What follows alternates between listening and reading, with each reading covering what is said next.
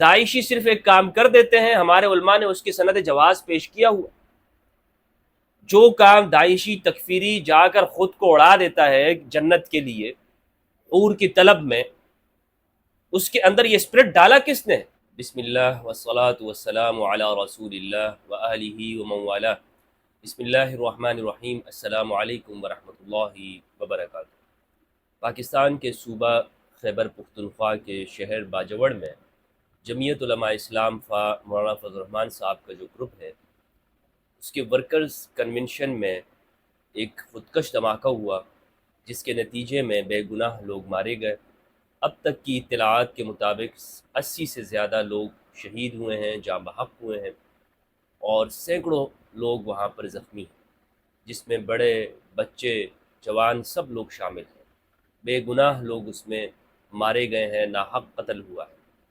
اس حملے کی ذمہ داری داعشی تکفیری گروہ اس نے قبول کی ہے، اور اس کا کہنا ہے کہ اس طرح کے حملے مزید ہوتے رہیں گے، اور جمہوریت جو کہ اسلام کے خلاف ایک نظام ہے، اس کے خلاف ہماری یہ کارروائیاں جاری رہیں گی۔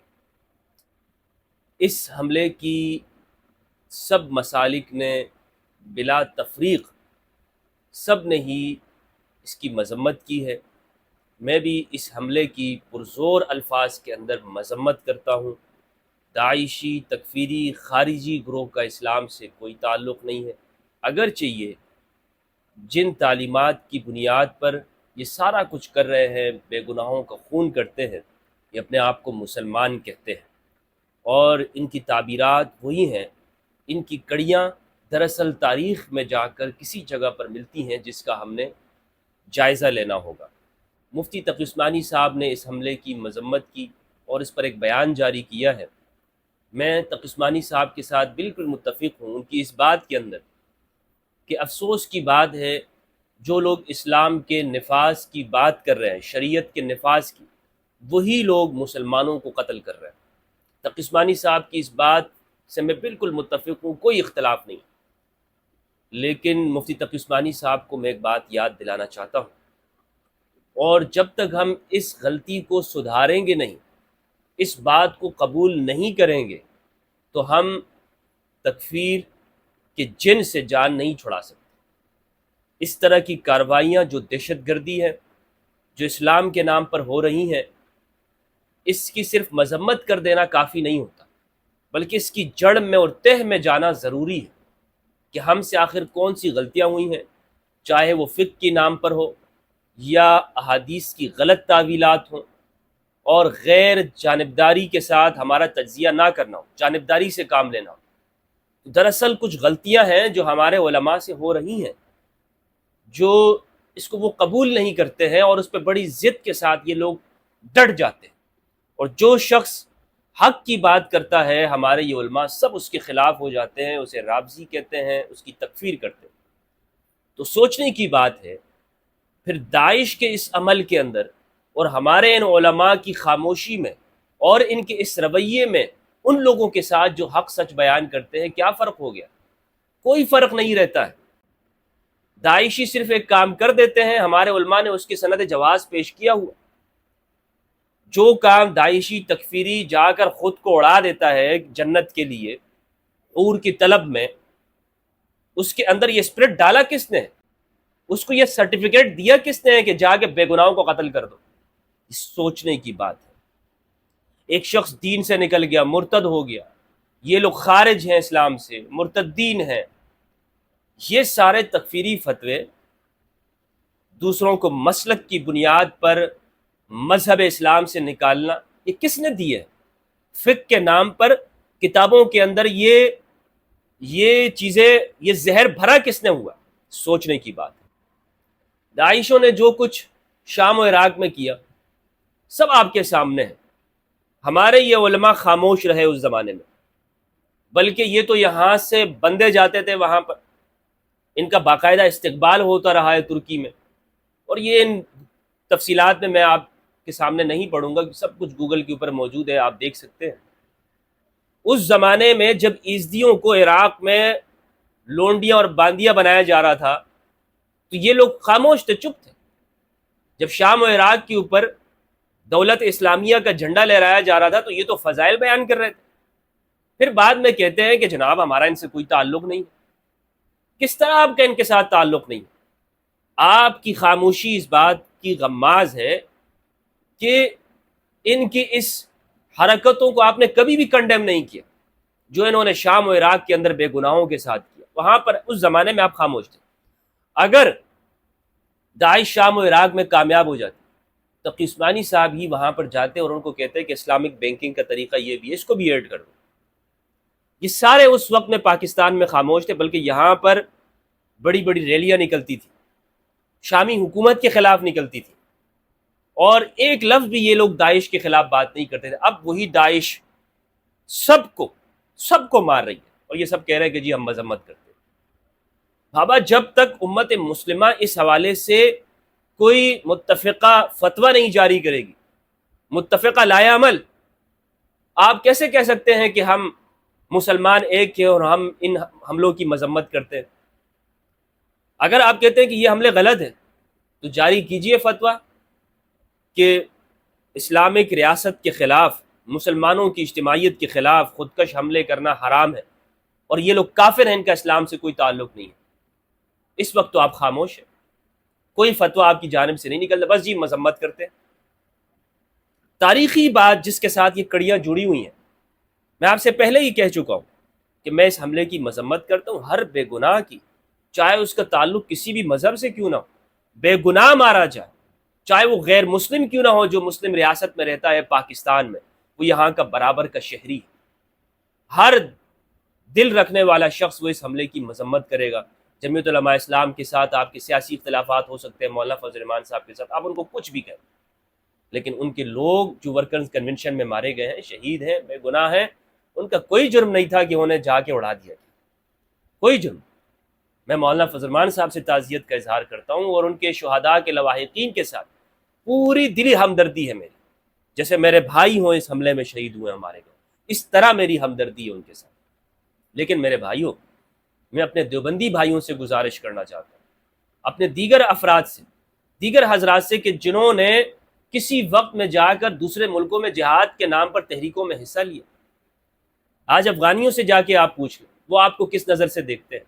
شام و عراق میں جا کے دیکھ لیجئے کہ آپ اسلام کے نام پر وہاں کی تحریکوں کی حمایت کرتے رہے، وہ لوگ آپ کو کس طور پہ دیکھتے ہیں، ان کا درد بھی تو آپ پوچھئے۔ جو عزدیوں کو غلام بنایا گیا، لونڈی بنا کر انہیں بازاروں میں کھڑا کر کے ان کے جسم کی نمائش کرائی گئی، ان کو بیچا گیا، کیا وہ حرام کام نہیں تھا؟ اور داعش کے جو جتنے بھی جو کام ہیں، ان کی پوری تحریک آپ دیکھ لیجئے، گوگل پر ان کا پورا نظام تعلیم موجود ہے، کس بنیاد کے اوپر وہ یہ سب کچھ کر رہے ہیں، ان کے پاس کون سے فتوے ہیں؟ کیا آپ کی کتابوں کے اندر شیعہ کافر کے فتوے نہیں موجود ہیں؟ شیعہ زندیق ہیں، مرتد ہیں، یہ فتوے نہیں موجود ہیں؟ کیا دوسرے شخص کے بارے میں بدعتی، گمراہ، فاسق کہنے کے فتوے آپ کے پاس موجود نہیں ہیں؟ یہ ساری چیزیں جب آپ کے ہاں ہے، دوسرا اسلام سے خارج ہے، زندیق ہے، واجب القتل ہے، مرتد ہے، تو پھر آپ ان سے شکوہ کس بنیاد پہ کرتے ہیں؟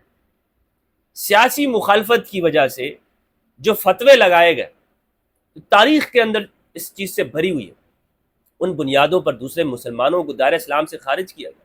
آج وہی کام الٹا آپ کے ساتھ ہو رہا ہے، تو آپ کہہ رہے ہیں کہ جی ہم مذمت کرتے ہیں۔ مفتی تقی عثمانی صاحب نے مولانا مودودی رحمہ اللہ کے خلاف ایک کتاب لکھی۔ جب مولانا مودودی نے خلافت و ملوکیت لکھی تو مفتی تقی عثمانی صاحب نے ایک کتاب لکھی ہے امیر معاویہ اور تاریخی حقائق کے نام سے۔ تقی عثمانی صاحب تو یہاں پر یہ بات کرتے ہیں کہ مسلمانوں کی حکومت کے خلاف مسلح جتے لے کر آنا یہ جائز نہیں ہے، ہم اس کی مذمت کرتے ہیں، لیکن دوسری جانب ہی تاریخ کے ان واقعات کو کہ جو صحیح احادیث سے ثابت ہے، صرف تاریخ کی باتوں سے نہیں، نبی صلی اللہ علیہ وآلہ وسلم نے فرمایا وَيْحَ عَمَّارَ تَقْتُلُهُ الْفِئَةُ الْبَاغِيَةُ عمار يدعوهم الى الجنة ويدعونه الى النار، افسوس ہے عمار، تجھے ایک باغی گروہ قتل کرے، عمار ان کو جنت کی طرف، عمار ان کو اللہ کی جانب بلائیں گے، اور وہ عمار کو جہنم اور آگ کی طرف بلانے والے ہوں۔ یہ صحیح حدیث ہے، متواتر حدیث ہے۔ مولانا مودودی صاحب نے جب خلافت و ملوکیت لکھی اور اس میں بتایا کہ باغی گروہ کیا ہے اور وہ کیوں باغی ہے، اور اس پر امت مسلمہ کا اجماع ہے کہ باغیوں کے ساتھ جنگ کرنا، قرآن مجید کی آیت ہے کہ جب تک کہ وہ امر اللہ کے امر یعنی خلیفۃ المسلمین کے پاس واپس نہیں آ جاتے، ان کے ساتھ لڑنا اس باغی گروہ سے، تو قرآن کا حکم ہے۔ اور علماء کا اس پر اجماع ہے کہ امام علی علیہ السلام اپنی جنگوں میں حق پر تھے، اور اس کے مقابلے میں دوسرے جو شامی گروہ ہے وہ باغی ہے۔ لیکن تقی عثمانی صاحب نے مولانا مودودی کے خلاف کتاب لکھی اور اس میں ثابت کیا کہ وہ باغی گروہ نہیں ہے، بلکہ باغی گروہ کا الزام انہوں نے حجر بن عدی رضی اللہ عنہ کے جیسے صحابہ کے اوپر لگا دیا کہ جو صرف احتجاج کرتے تھے۔ تو میں تقی عثمانی صاحب جیسے علماء سے پوچھتا ہوں کہ آپ کا یہ رویہ ہی دراصل داعشی تکفیری گروہوں کو شہ دیتا ہے اور انہیں بڑھاوا دیتا ہے کہ وہ مسلمانوں کو قتل کرتے ہیں۔ آپ کی خاموشی دراصل یہ جرم ہے، آپ وہاں پہ خاموش ہوتے ہیں بلکہ ان روایات کی غلط تعویلات کرتے ہیں، اور آپ نہیں کہتے کہ جناب وہ باقی گروہ۔ مجھے بتائیے اگر داعشی گروہ یہ کام کرتا ہے، ریاست کے خلاف مسلح جدوجہد کر رہا ہے، ٹی ٹی پی کرتا ہے، جو کہ بالکل غلط ہے، ان کا اسلام کے ساتھ کوئی تعلق نہیں ہے، خارجی ہیں، یہ اسلام سے نکلے ہوئے، یہ مارقہ ہے، فرقہ مارقہ ہے، نبی صلی اللہ علیہ وآلہ وسلم نے فرمایا یہ دین سے نکلے ہوئے ہیں، یہ خوارج۔ تو جب ہم یہاں پر ان کو مانتے ہیں کہ خارجی ہیں یہ داعشی، آپ پھر باغیہ کی حمایت کیوں کرتے ہیں اور امام علی علیہ السلام کے ساتھ کیوں کھڑے نہیں؟ تو آپ کا یہ عمل، یہ طرز عمل بہت سارے سوالوں کو جنم دیتا ہے، اس سے بہت سارے سوال پیدا ہوتے ہیں۔ تو وہاں پہ آپ تعویلات کرتے ہیں کہ جناب نہیں وہ باغی نہیں ہے، بلکہ ایک مولوی نے، کراچی کے مولوی نے، طارق مسعود صاحب نے یہ کہا کہ یہ باغیہ کا معنی یہاں پر قصاص طلب کرنے والا ہے، یہاں پر باغی گروہ نہیں ہے۔ الیاذ باللہ، کتنی تعویلات آپ کر رہے ہیں۔ تو مجھے بتائیں پھر آپ کا یہ کہنا کس طور پر جائز ہے کہ جو آج پاکستانیوں کو مار رہے ہیں یہ غلط کر رہے ہیں؟ آپ وہاں پر تعویلات کرتے ہیں اور یہاں پر جا کے مذمت کرتے ہیں، کیونکہ یہاں پر آپ کے یعنی بقول ہم پاکستان میں رہ رہے ہیں، اس لیے شریعت تو ہر زمانے کے لیے ایک، شریعت کے قاعدے تو بدلتے نہیں ہیں، آپ کیوں بدل رہے ہیں؟ یہ جو طرز عمل ہے جس میں ہم اگر شیعہ لوگ مارے جاتے ہیں، شام و عراق کے اندر ان کے ساتھ کچھ ہوتا ہے تو ہمارے ہاں لوگ خاموش ہوتے ہیں، تو اس کا حل یہ ہے کہ یہ جو غلطی ہمارے لوگوں نے کی ہوئی ہے، باغی گروہ کی حمایتیں انہوں نے کی ہے، اس سے ہوگا کچھ نہیں۔ مجھے لوگ بہت سارے کہتے ہیں بھائی آپ پرانے تاریخ کے قصے کیوں بیان کرتے ہیں، ہو گیا سو ہو گیا، جو علی اور معاویہ کے درمیان میں جو ہونا تھا ہو گیا، آپ ان تاریخی واقعات کو بار بار کیوں بیان کرتے ہیں؟ کیا فائدہ ہے؟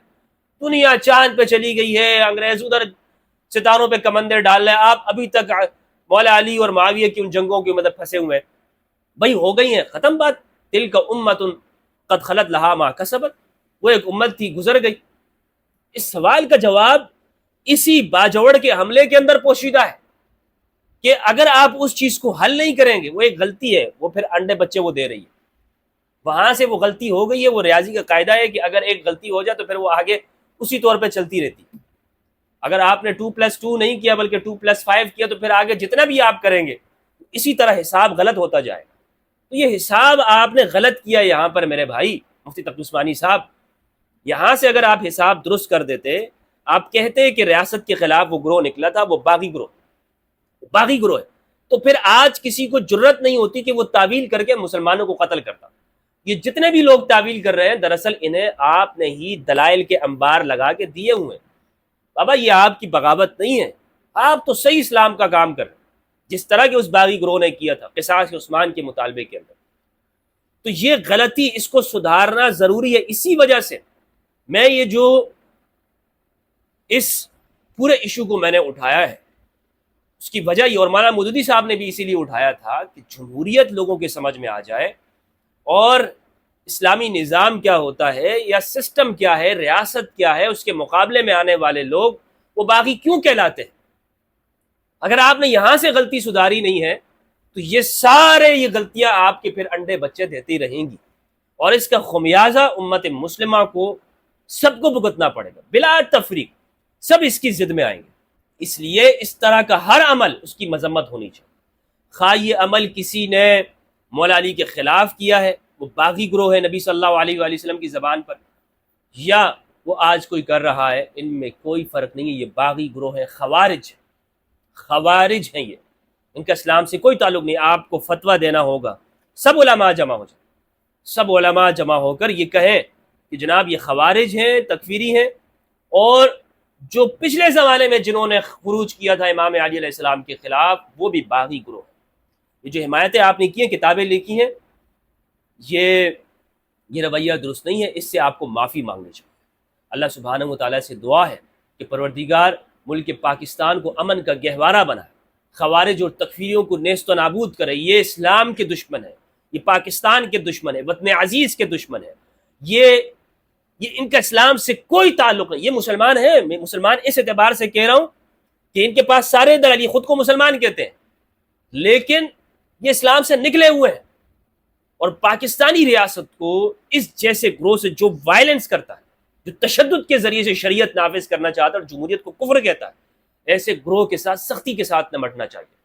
اب سب کو اکٹھا ہونا ہے، وطن عزیز کے ساتھ ہے، ریاست کے ساتھ ہے، انشاءاللہ عز و جل سب علماء کرام جتنے بھی مسالک کے ہیں، ہم اپنی ریاست کے ساتھ اس حوالے سے کھڑے ہیں۔ جو بھی سٹینڈ اٹھائے گی ریاست، پہلے ضرب عضب ہوا، پوری قوم ساتھ میں کھڑی تھی، اب بھی انشاءاللہ اگر اس وطن کو ضرورت ہوئی، یہاں کے اداروں کو، تو انشاءاللہ عز و جل ہم پیچھے نہیں ہوں گے کہ خارجی تکفیری گروہ خواہ کسی بھی نام سے ہو، یہ جتنے بھی نام ہیں، میں نام نہیں لینا چاہتا ہوں، یہاں پر جو متشددانہ کاروائیاں جنہوں نے کی ہیں، خواہ وہ صحابہ کے دفاع کے نام پر ہو، اینٹی شیعہ کے نام پر ہو، یا ختم نبوت کے نام پر آ کر وہ مسلمانوں کو قتل کرتے ہوں، یا دوسروں کو مرتد کہہ کے ان کو مارتے ہوں، ان کے خلاف ریاست کو ایکشن لینا چاہیے۔ السلام علیکم ورحمۃ اللہ وبرکاتہ۔